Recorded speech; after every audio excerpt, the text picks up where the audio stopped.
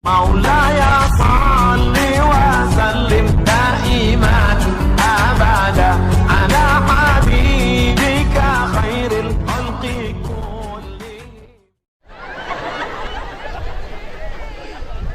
Semoga Ustadz sehat selalu. Amin. Saya mau tanyakan mengenai sholat Jumat. Ketika khotib naik ke atas mimbar, jemaah datang terlambat, langsung sholat sunat. Sedangkan khotib sudah membacakan khutbah.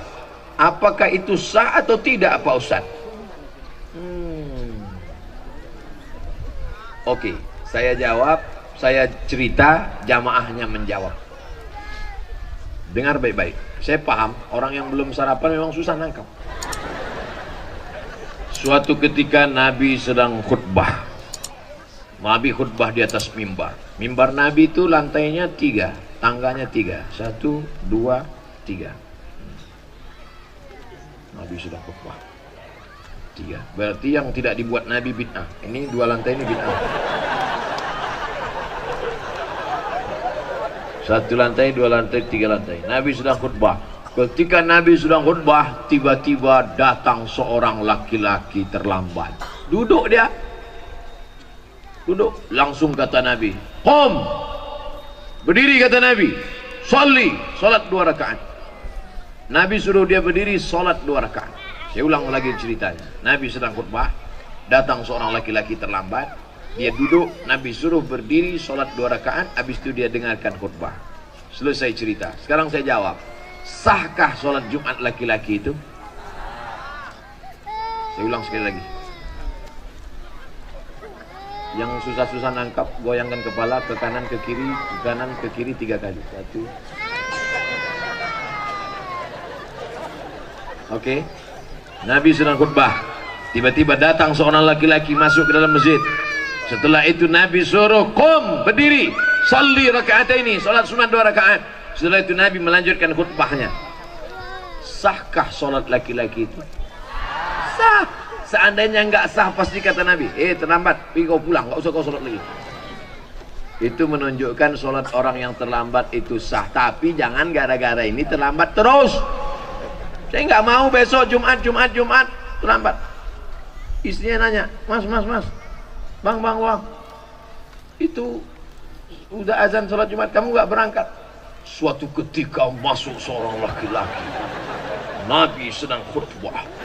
Dan ketika dia mau duduk, Nabi suruh qum. Itu menunjukkan orang yang terlambat sholatnya tetap sah. Jangan salah gunakan dalil yang saya sampaikan. Kita naik ke atas tangga bid'ah. Ada 5 waktu. Siapa yang datang waktu pertama seperti berkurban seekor onta. Datang waktu kedua hari Jumat seperti berkurban seekor sapi. Datang waktu ketiga seperti berkurban seekor kambing. Datang waktu ketiga seperti berkurban seekor ayam. Datang waktu kelima seperti berkurban sebutir telur ayam. Setelah khotib naik mimbar, tutup buku. Sekarang banyak orang hari Jumat, jangankan telur ayam, telur puyuh pun tak dapat. Khotib sudah naik, baru dia datang. Jangan terlambat. Tapi kalau karena satu dan lain hal terlambat, sholat Jumatnya tetap sah. Jangan langsung duduk. Terlambat, jangan langsung duduk. Sholat sunat 2 rakaat dulu. 2 rakaatnya itu niatnya apa? Qobliyah Jumat. Kalau sholat qobliyah Jumat otomatis dapat tahiyatul masjid. Tapi kalau tahiyatul masjid nggak dapat qobliyah Jumat, maka langsung qobliyah Jumat. Jangan di depan khotib. Ini udah terlambat di depan khotib. Allah. Ayatnya Yasin.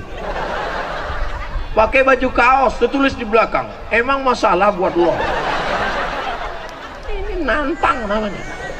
Udah terlambat, kau carilah pojok-pojok. Ini harus dijawab serius karena diketik, di print dari rumah. Untung nggak dibingkai. Nama saya sensor, nggak boleh sebut. Menjaga kode etik. Dari Kelurahan Mendawai, Sukamaran. Bagaimana menyikapi orang nganggap sholat dan puasa tidak wajib? Karena dia menerapkan ilmu hakikat. Kalau dia hidup di zaman Abu Bakar, Umar, Utsman, Ali, ini kepalanya udah lepas dari badan. Nasib baik kau sekarang hidup di zaman Pak Bupati Sukamara. Kalau dulu kau hidup di zaman Abu Bakar, Umar, Utsman, karena sudah menganggap sampai ke hakikat lalu meninggalkan syariat. Apakah pernah Nabi Muhammad meninggalkan sholat agak sekali saja? Nabi sakit keras 5 hari menjelang meninggal. Nabi meninggal hari Senin, hari Rabu, Kamis, Jumat, Sabtu, Ahad, Senin. Hari Rabu Nabi sakit keras, diambil kirbah. Kirbah itu kulit kambing yang dijahit tempat air minum, disiramkan ke wajah Nabi 5 kirbah. Nabi tersadar dari pingsannya. Apa yang dibisikkan Nabi? Bawa aku sholat berjamaah. Nabi dijamin masuk surga. Hakikat, syariat, tarikat, makrifat menyatu dalam diri Nabi. Al-haqiqatu bila syariatin batilah. Orang yang ngaku hakikat meninggalkan syariat batil. Was syariatu bila haqiqatin atilah. Orang yang hanya syariat meninggalkan hakikat sia-sia. Oleh sebab itu, ciri ulama ahlus sunnah wal jamaah adalah dengan melaksanakan sejalan antara syariat dan hakikat. Ini majelis ulama mesti memanggil orang ini. Kalau dia guru, ini murid-muridnya berbahaya. Kalau satu orang nyasar nggak apa-apa. Ini supir truk nyasar, habis sama brondolnya ikut nyasar. Kalau ada yang mengajarkan begini, mesti dipanggil. Kenapa? Abu Bakar, Umar, Utsman, Ali, Thal'ah, Zubair. Makanya kita ahlus sunnah wal jamaah berpegang pada 3: akidah Asy'ari, fikih Syafi'i, tasawufnya Sunni, bukan tasawuf falsafi. Tasawuf siapa? Tasawuf Abu Hamid Al-Ghazali dan Junaid Al-Baghdadi. Tarekatnya Naqsyabandi, Abul Hasan Syazili, Rifai, Abah Guru kumpul tarekatnya Samaniyah. Mereka tetap melaksanakan syariat tanpa meninggalkan syariat. Maka kalau ada orang mengaku-ngaku hakikat meninggalkan syariat, kamu kenapa nggak sholat? Sholat itu hanya syariat saja, saya cukup sholat batin saja. Kamu nggak puasa? Puasa itu syariat, saya cukup puasa batin. Pas siang makan. Kalau gitu kau makan syariat aja, makan hakikat. Nanti istrinya nanya, kamu nggak masak? Saya masak hakikat saja. Kau makanlah kuali hakikat. Paham? Enak ceramah di Sukamara ini. Orangnya cerdas-cerdas. Syukron. Belum dijawab udah syukron. Syukron Ustaz Somad sudah berkenan datang di tanah Sukamara. Saya Ibu dari Mendawai.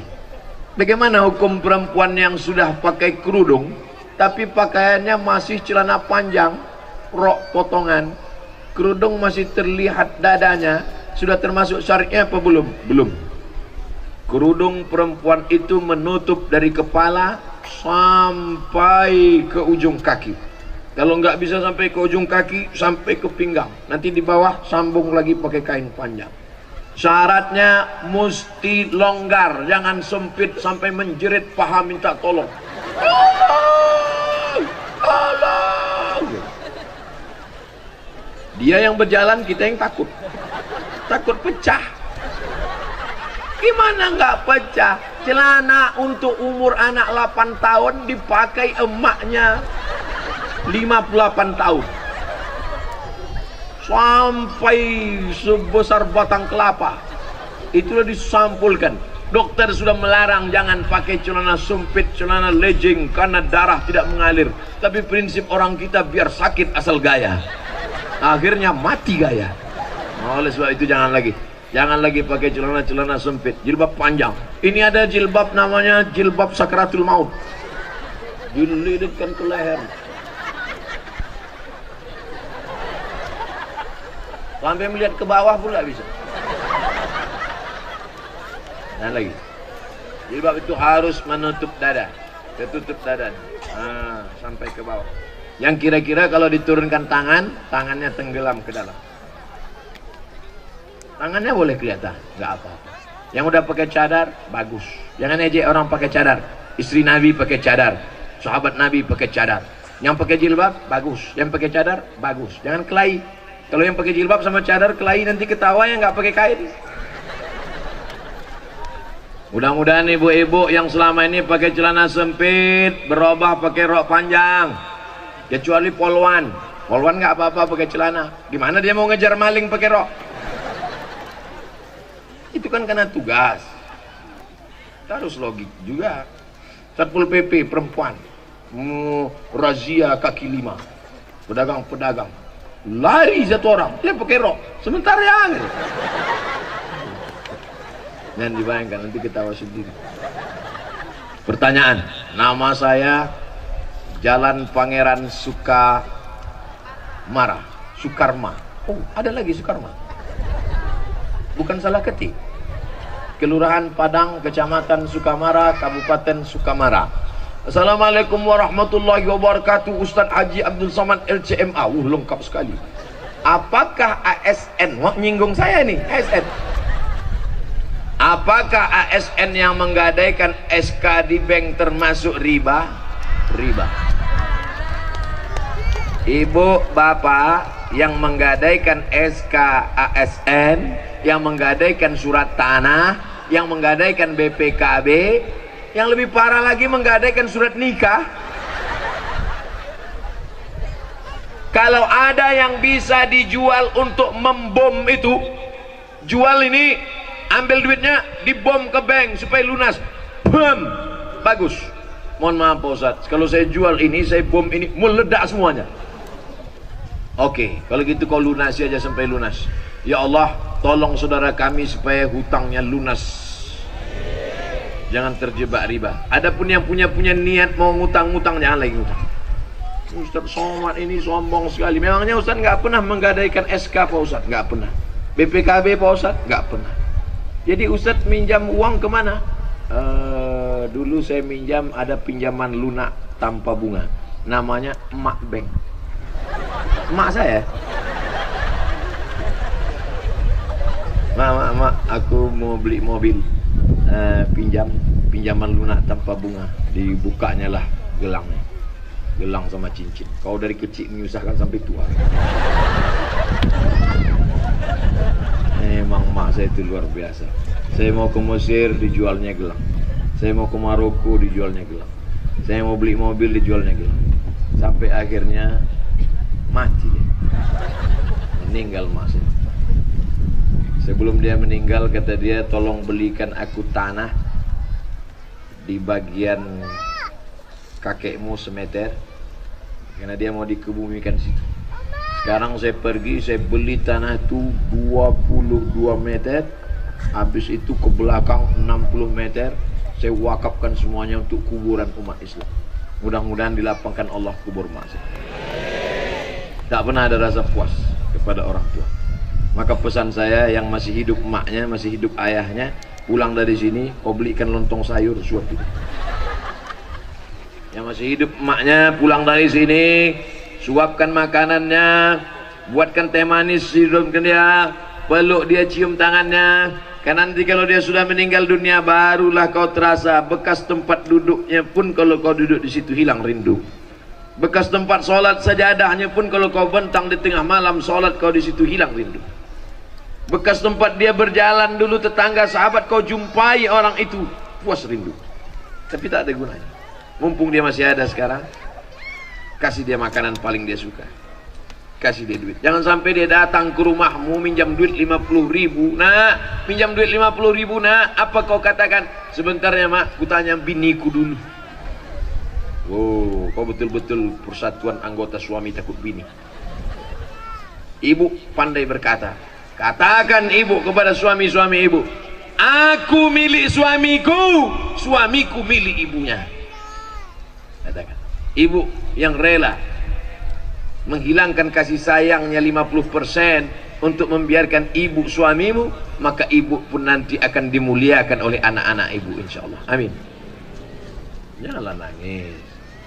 Kalau saya nangis, ibu nangis juga, nanti kita dikira orang nonton film India. Assalamualaikum warahmatullahi wabarakatuh. Ustaz Abdul Somad, semoga Allah melimpahkan rahmatnya kepadamu Pak Ustaz. Lebih utama mana antara bayar pajak atau zakat mal? Bayar dua-duanya. Orang bijak taat pajak, yang nggak mau bayar pajak dipijak-pijak.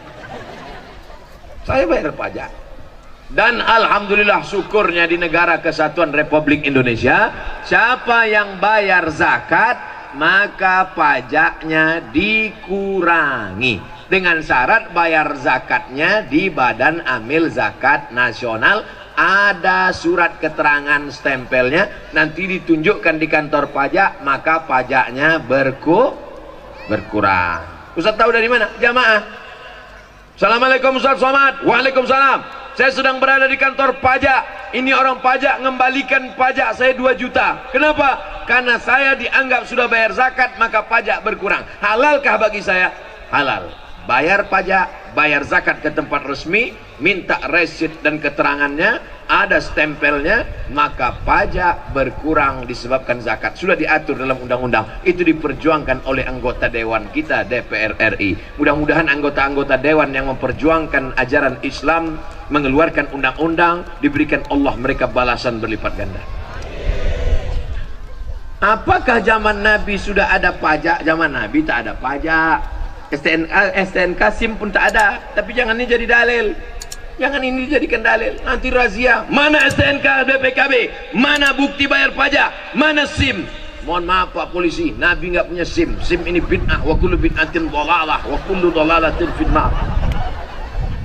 Kita kan tinggal di negara. Lalu kemudian pengurus negara ini bermusyawarah di DPR mengeluarkan pendapatan negara dengan pajak. Maka kita bayar pajak kendaraan bermotor, pajak bumi dan bangunan. Tapi kalau kita bayar zakatnya resmi, pajak kita berkurang. Perhatikan baik-baik. Bayar zakat, jangan bayar zakat sendiri-sendiri. Bayar zakat ke Badan Amil Zakat Nasional Sukamara. Kertas terakhir. Alamat Gang Sedulur. Jauh ini. Sedulur sederek sedoyo. Gaji ASN apakah wajib zakat? Jangan cerita gaji, karena ada orang gajinya 2 juta, pendapatannya 20 juta. Kenapa begitu? Hitung total semua, gaji, SPPD, tunjangan, uang tunjang, uang sipak, uang sundul, uang tanduk, uang sikut, total semua. Gimana cara ngitungnya Pak Ustaz? 85 gram emas wajib mengeluarkan 2,5%. Ingat, 85, 85, 85, 85, 85, 85. Jangan pulang dari sini jadi 58. Berapa? 85. Ingat saja tahun 85. Kira-kira bapak sama ibu tahun apa yang paling berkesan 85? Mama, kita ketemu kan tahun 85 kan? Ingat ya 85. 85 gram. 1 gram emas 500.000 kali 85 gram 42 juta. 42 juta 500 bagi 12 bulan. Saya paham orang yang belum sarapan susah nangkap hitung-hitung. Dengarkan aja ceramah saya ini. Yang susah nangkap sekarang nanti diputar videonya di channel Ustaz Abdul Somad Official. Subscribe, like, and share. 85 gram kali 500.000 sama dengan 42.500.000 selama 1 tahun. Siapa yang penghasilannya 85 gram kali 500.000 42.500.000 selama 1 tahun, dia sudah kena zakat 2,5%. 45 juta 45 juta pula 42.500.000 itu kalau dibagi setiap bulan keluar bagaimana? 42.500.000 bagi 12 bulan sama dengan 3.600.000. Payah hitungnya kalau 3.600.000. Oke, kita bulatkan 4 juta. Mudah-mudahan semuanya yang gajinya kurang dari 4 juta penghasilannya lengkap sejak ceramah ini terhitung dari Januari 2020 4 juta ke atas. Amin. Mudah cara ngitungnya. Gimana cara ngitungnya? 1 juta 2,5%. 1 juta 25.000. 1 juta 25.000. 1 juta 25.000. 1 juta 25.000. Kalau bapak sebulan dapat 4 juta, berapakah zakatnya?